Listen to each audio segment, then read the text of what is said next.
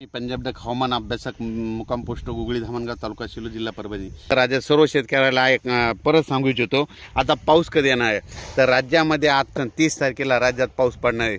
सगळ्यात जास्त पाऊस पूर्व विदर्भ, पश्चिम विदर्भ आणि त्याच्यानंतर जळगाव, संभाजीनगर, उत्तर महाराष्ट्राकडे तसेच कोकणपट्टीकडे हा पाऊस जास्त असणार आहे। म्हणजे जूनचा पाऊस हा जवळपास म्हणजे सांगायचं झालं तर वर्धा, नागपूर, भंडारा, गोंदिया, अमरावती, अकोला, वाशिम, बुलढाणा तसेच परभणी, जळगाव, जालना, बीड, नगर, नाशिक, धुळे, नंदुरबार त्याच्यानंतर कोकणपट्टी ह्या भागामध्ये जवळपास पडणार आहे, म्हणून हा अंदाज लक्षात घ्यायचा।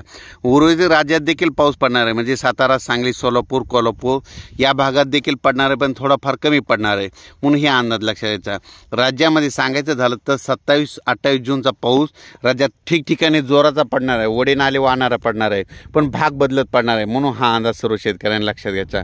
सर्व शेतकऱ्याला सांगू इच्छितो की राज्यामध्ये एकदम असा पाऊस बंद होणार नाही, राज्यात पाऊस चालूच राहणार आहे।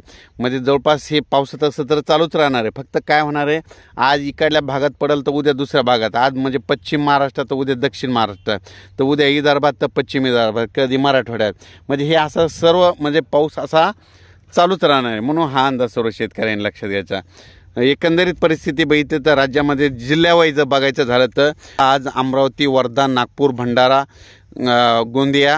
गोंदिया या तसेच अकोला, तसेच बुलढाणा, वाशिम, हिंगोली या भागात आज बऱ्याच ठिकाणी पाऊस चांगल्या प्रकारे पडणार आहे, म्हणजे सगळीकडे चांगला पाऊस पडणार आहे, म्हणून हा अंदाज लक्षात द्यायचा। पिकाला जीवदान भेटेल असा पाऊस पडणार आहे, म्हणून हे देखील सांगायचं। त्याच्यानंतर पाऊस राज्यामध्ये 4 जुलै नंतर पुन्हा चांगला सक्रिय होणार आहे, म्हणून हा देखील अंदाज सर्व शेतकऱ्यांनी लक्षात घ्यायचा।